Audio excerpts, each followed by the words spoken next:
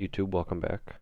Um, Kind of a later one just because it's so late. Getting off to work, so kind of a different day. Little good, little bad. Originally, once 8:30 came out, I thought for some reason retail sales for Canadian dollar was for USD. It wasn't, so that was a fun wake up. So I ended up longing after 8:30 just for some type of retracement move. I was originally, when I woke up, I was basically looking for the 1 hour FVG to hold, and so that was kind of my initial bias for the day, was some type of move up into here to go down and then close towards that FVG that we talked about yesterday. Um, Hindsight now, it seems like that we don't need to go that much lower. And I did kind of realize that multiple times that we did have signals for that.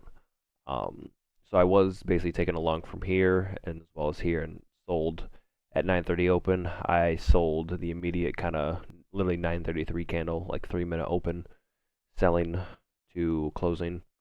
And then I started selling again just because I thought we might be early, coming rolling around after 9:50. We can kind of see it on the 1 minute here. Um, this move here did give me a little bit of FOMO, especially after we kind of traded up for 40 points and then sank on an IO FED. There's definitely some FOMO going on there, and I really did think that this was a breakaway gap, this low here, even though hindsight looks like just sell side to sell side. So as I started to trade up and everything, and also busy on retrace that you never want to see, started to move higher, and then I took, basically once we kind of had this mini breakdown here, I re-added to my short. And then as we started collapsing down, we were basically back green again for the second time, and then made this quick kind of V shape up, and I thought we were just going to roll over, especially with the movement that we had here. I was thinking basically just trade back up to the up close and then roll over. And it started to do that until it didn't. Ended up coming down to here, sell side to sell side, and resuming higher, stopping on a little bit, and then turning back in, and then finally end of lunch or start of lunch, actually rallying through the high. Super hindsight that I did see when I woke up was actually the 2 hour BISI that we had, that the market basically turned around on. It was super clean. I don't know how I missed it, but it was basically CRT, and also I was very suspicious with us kind of opening at midnight and us being, we would have had to basically open at midnight, trade it away, and then traded in the 1 hour FEG and then traded lower. So midnight would have had to been nearly the high day, but you don't want to see that really with, stacked buy side like that for one. And then also even just on 1 hour, that SIBI kind of failing. And I was watching the 1 hour candles thinking, okay, after, green candle 9 a.m., hold the long was the reason I held it through after hitting that low from London, basically. And then by the time we had 10 o'clock, I was thinking a green candle, and especially going from 10 into 11, just kind of playing daily candle game, I was anticipating a green close candle. Ended up happening, and then by 12, I pretty much knew that it was going to close green, and it did. As for the executions themselves, we pretty much got out around here. We ended up trying to reshort, and then we caught the down move here just to basically rebuy it back up to here. Hindsight should have kept holding it over midnight or this kind of, overnight high, just for some expansion over it. And also just kind of down close lows, or I should say up close lows as well, just for the trailing. Because truly you would have got out on that candle if you were following that system. I was already kind of shaking my head not holding that long for that extra 50 points of just a straight line that it did. But I did come back at like 128, 129, and I wanted to short, but I didn't.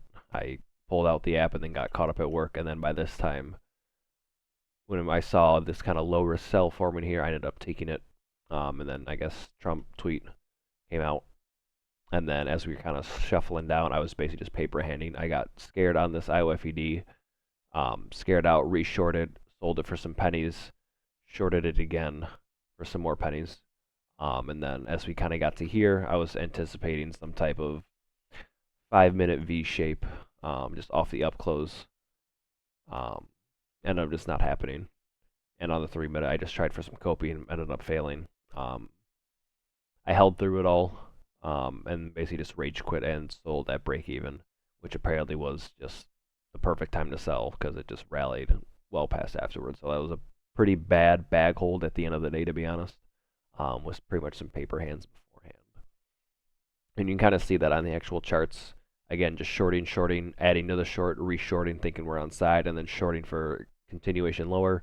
Didn't end up happening, and then the dun dun dun Bissy on retrace. You never want to see that.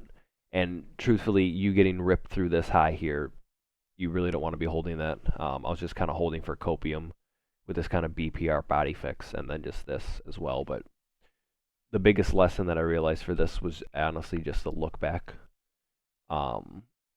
recognizing that you only have old reference points that exist to your left. You can't use what's to your right. So basically one side of delivery has to be offside or fake. In this case, it was just shorts. Because even when I did flip it and look on a line chart, it did look pretty comical.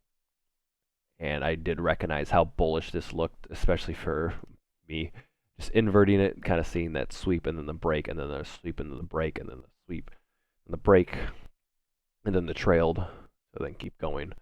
Because especially you'll notice as the market trades, I know I'm doing lines over lines, but you'll see buy side in this case, even though it's upside down, you'll see buy side go, and then you'll see consolidation, then you see the sell side start to make some type of move the other way, and that's how you kind of use that for the side of the curve delivery.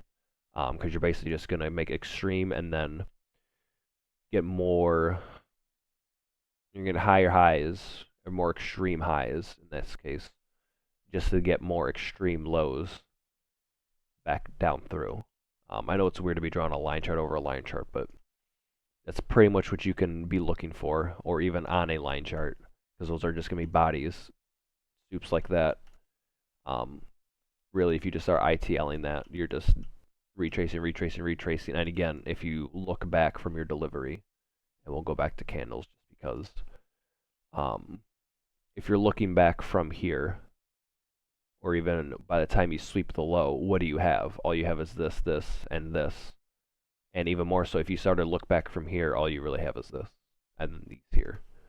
So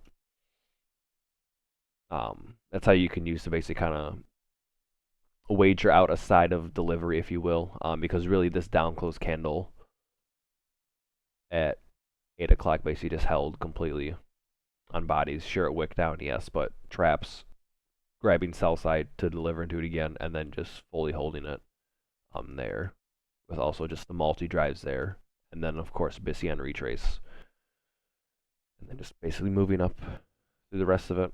And then you can see after the short hit, I reshorted again, got rid of it. I saw the immediate drop and just basically bought off the Bissy, again, caught for that mid-rally, and then let it keep going. And then this is where you might be able to see the last stuff on the 1 minute. That was the end of day break even, and then you got shorting for break even, shorting again off a ripper, and then at that point just buying finally, getting back on side. But again, it kept moving higher and higher and higher, so in that sense it just kept holding it, just because no down close was getting broke. And at some point I could tell that like this was getting too parabolic, and so having that hunch or the intuition too short at 128 was pretty correct, because it was just up, up, up, up, up, up, up, and then just stopping. So it was really a good sign there, but it was really just some frustrating paper hands, like selling the bottom off continuation, immediately bumps up IOFED, and then you just watch it collapse lower, then you try to reshort, and then you get scared on the up close for a day break even. Just for if you wait 5 more minutes, whatever, you're down well into profit again, and then at least it kept going lower for some of it. How it would have got managed afterwards, it's hard to say. But maybe that in itself is a thing that it was hard to say and it shouldn't be. So I might just want to end off on that, to be honest, and really ponder on that. But going into next week. Yeah, I don't really have too much of a plan. I just want to see where we gap and kind of go from there. It is NFP week. Um, but for this, yeah, I wasn't mad for how long I held this. But I guess I should have seen the signs. That I really did see the signs. I kind of posted in some Discord before it was, before that we were hitting this high again. I'm like, you can kind of tell that it's not, it's rejecting. It's just short copium trying to hold it, hold it, hold it. Um, which it wasn't wrong to do that, honestly. Like genuinely, as a pattern, it wasn't that bad, nor was it really that bad on logic. But you also do want to, hindsight setting, see what it was and what could you have seen. And even in my case, what I did see in terms of, again, that line chart especially was a pretty solid giveaway for me. But I just wasn't doing anything about it. And even this, kind of see now, sell side, all this manipulation isn't real. Sell side to continuing. This is just extra distortion and balancing this price level here. So by the time you trade back to this, you can deliver right through it. Instead of having to fix it on your way there, you've already fixed it beforehand. So that's how you basically do AMD, is you've already fixed this delivery through here. So by the time you are coming from here to there, you can travel through it. Because you don't need to trade through any of this because you already did so prior. So when you come down and spike into it, you can just go right past it. And that's why it came down right to it for that exact same reason here, to then keep going. It didn't need to trade into this at all. And now that I'm seeing that in this again, you want to see it in hindsight because that's where you'll learn and be able to see it the best. So you can see it live next time. But definitely balancing ranges is a super important and crucial thing, honestly, because you can use it to give yourself retracement targets or know that you might be heading for or some type of market maker model terminus, or draw for a target. So again, we'll be doing a lesson over this weekend, whenever we're really feeling. And if you guys want anything or want to see anything, let me know in the comments below. Would love to hear about it and see what you got going on, and kind of really where you're going with ICT and with trading and how your journey has been so far. For how long mine has been, even though it's only been just the 4 or 5 days of recording it. It really has been an opener, and I think it is helping, truthfully. It's really more so just hammering home, and do I really want to be saying that I talk about these things or doing these things when I don't have to.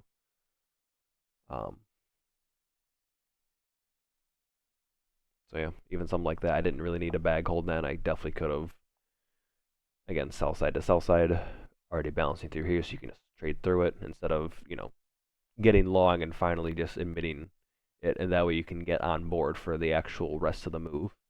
Because even like this, you knew that when you were closing above this, it was over.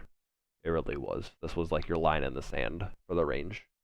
Because for one, you CRT'd it on 1 hour if you go back and look at it. But regardless whether you're using CRT or not, you getting above like a bearish hurdle like that is not good if you're short. Because it basically just means your net position is shifting and you're just gonna basically box through all of it like in a buy model. Just like how you'll box through lows in a sell model. You will go sell model to buy model, and whether you've known that this was going to hit or not, you have kind of, again, the indication from 8 o'clock into everything else. And really, once delivery stopped here and didn't go lower, that was pretty much it, truthfully. And even if, for me, hitting the copium here, thinking, failure swing V shape, go lower, the moment it didn't, it was pretty much it. So, but if you hold all the way through it anyways, it really doesn't matter, especially to short. Again, after you getting hit with your short, you're just doing the same thing over. So definitely don't want to be doing that anymore. But I am pretty happy for how I managed the trade. At least I exited when I needed to and finally admitted it. But truthfully, it was green twice, technically.